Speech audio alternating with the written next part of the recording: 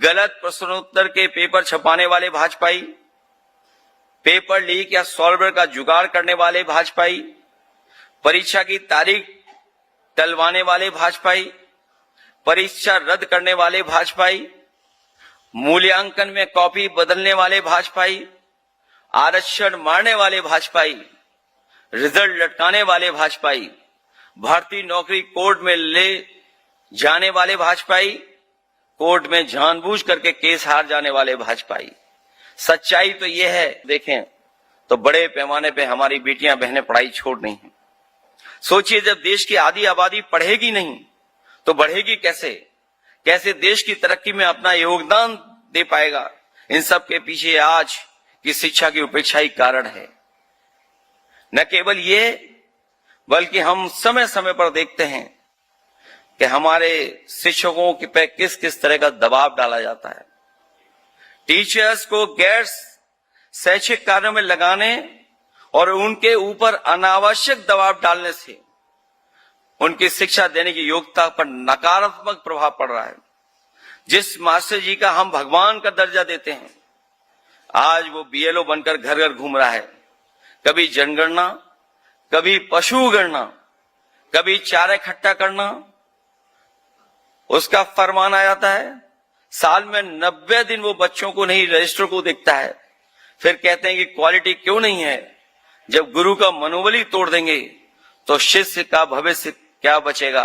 जरा सी देर वेतन कटने पर डर डीआईओ के दफ्तर में ट्रांसफर की बोली लगती है, और जो ट्रांसफर को लेकर के चीजें सामने आती हैं, बहुत ही चिंताजनक है कि किस तरीके का हमारे शिक्षकों को समय समय पर डीआईओ या अधिकारियों के माध्यम से क्या क्या फेस करना पड़ता है। और वर्तमान सरकार में घोर भ्रष्टाचार के कारण शिक्षा और परीक्षा व्यवस्था ध्वस्त हो गई है। पूरी तरीके से जानबूझ करके ये सरकार शिक्षा व्यवस्था को ध्वस्त करने में लगी हुई है। और जहां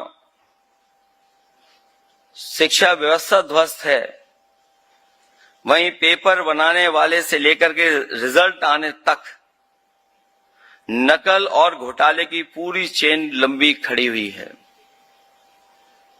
यानी पेपर सेटर से लेकर के रिजल्ट तक हर कड़ी पर पैसे पहुंच और मिलीभगत से पूरा सिस्टम बिक गया है, और मेहनत करने वाले बच्चे को सिर्फ उनका ही भविष्य नहीं, बल्कि आने वाली पीढ़ी का भी भविष्य बर्बाद हो रहा है।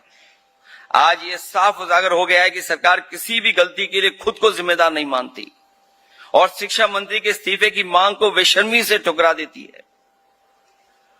सच तो यह है कि जब समस्या की जड़ में वर्तमान सरकार का अपना भ्रष्टाचार है, तो यही लोग किसी न किसी रूप में परीक्षा व्यवस्था और युवाओं के भविष्य का ध्वस्त करने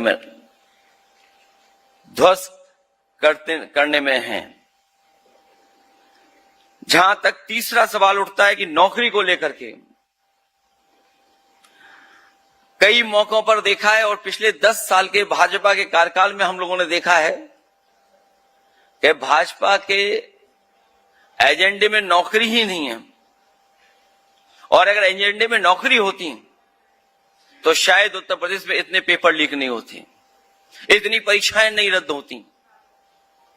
और मैं फिर दोहराता हूं इस बात को कि नौकरी भाजपा के एजेंडे में ही नहीं है। एक बड़ा सवाल यह है कि भाजपा सरकार नौकरियां क्यों नहीं देना चाहती है, जबकि वो जानती है कि नौकरी न देने से पढ़े लिखे युवाओं में आक्रोश पैदा होता है, जो भाजपा के ही खिलाफ जाता है। क्या इतनी राजनीतिक समझ भाजपा को नहीं है? ये जानबूझ करके, ये जानते हुए भी कि युवा पीढ़ी आक्रोशित होगी, नाराज होगी, उन्हें राजनीतिक नुकसान हो सकता है, लेकिन उसके बावजूद भी नौकरी को लेकर के उनके बीच में कोई ऐसा ठोस योजना नहीं लेकर के आ रहे हैं। सच तो यह है कि भाजपा सब समझती है, सब जानती है। नौकरी न देने का फर्स्ट रीजन, पक्ष या कारण यह है कि भाजपाई के लिए पैसा कमाना युवाओं के भविष्य बनाने से ज्यादा जरूरी है, क्योंकि युवा तो चुनाव में ही अपना गुस्सा निकाल सकते हैं, जिसे भाजपाई सरकार ही हेरा फेरी से जीत लेने का मंसूबा पाले बैठे हैं। इसलिए ये युवाओं के पक्ष में कभी नहीं सोचते हैं, क्योंकि वो जानते हैं अगर नाराजगी भी होगी तो कई संस्थाएं उनके लिए काम करती हैं, और अगर नाराजगी से बोर्ड खिलाफ भी पड़ जाएगा तो कई बार हमें देखने को मिला है कि उनके तमाम संस्थाएं उनके साथ खड़े होकर के चुनावी परिणाम भी उनके पक्ष में कर देती हैं। नौकरी न देने का दूसरा रीजन ये भी है और पक्ष ये भी बनता है कि नौकरी में निश्चित वेतन देना होता है जिससे राजकोष से पैसा निकलता है, लेकिन उसमें वे भाजपाई कमीशन खोरी नहीं कर पाते हैं, इसलिए वो संविदा की बात करते हैं। क्योंकि अगर सरकारी नौकरी मिल जाएगी, बजट से पैसा सीधे उनके वेतन में जाएगा, अकाउंट में पहुंचेगा, तो शायद भारतीय जनता पार्टी की सरकार के लोग कमीशन नहीं पा पाएंगे, इसलिए संविदा को बढ़ाने का काम करते हैं। संविदा का मतलब अस्थायी नौकरी होता है या कहें नौकरियों में ठेकेदारी लागू करना होता है। इसलिए जानबूझ करके भारतीय जनता पार्टी की सरकार में लगातार ठेकेदारों से कमीशन उगाने के मामले में तो भाजपाइयों का रिकॉर्ड बन चुका है, और अगर हम वर्ल्ड का रिकॉर्ड देखें तो शायद वर्ल्ड रिकॉर्ड भी उनके ही नाम पर आएगा।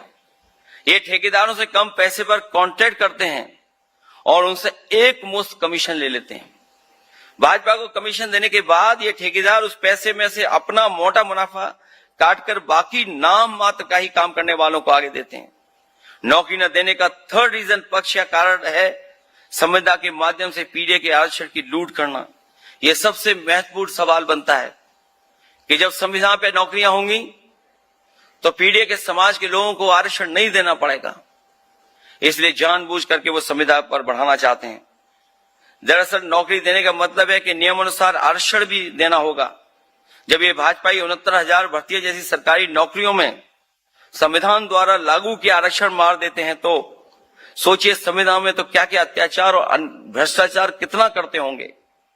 इसलिए जानबूझ करके भारतीय जनता पार्टी और उनकी सरकार में बैठे लोग संविधान की नौकरियों को बढ़ावा दे रहे हैं।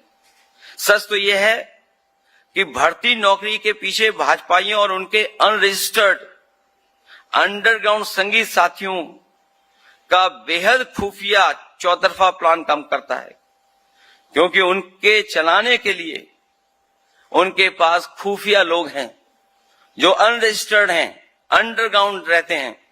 वो जानबूझ करके इसी तरह का बढ़ावा देते हैं। भाजपा परीक्षा प्रणाली को वो दशानन है जिसके 10 चेहरे हैं। इन दशानन के 10 रूप हैं। परीक्षा प्रणाली में हेरफेर हेराफेरी करने वाले भाजपाई, गलत प्रश्नोत्तर के पेपर छपाने वाले भाजपाई, पेपर लीक या सॉल्वर का जुगाड़ करने वाले भाजपाई, परीक्षा की तारीख टलवाने वाले भाजपाई, परीक्षा रद्द करने वाले भाजपाई, मूल्यांकन में कॉपी बदलने वाले भाजपाई, आरक्षण मारने वाले भाजपाई, रिजल्ट लटकाने वाले भाजपाई, भर्ती नौकरी कोर्ट में ले जाने वाले भाजपाई, कोर्ट में जानबूझ करके केस हार जाने वाले भाजपाई।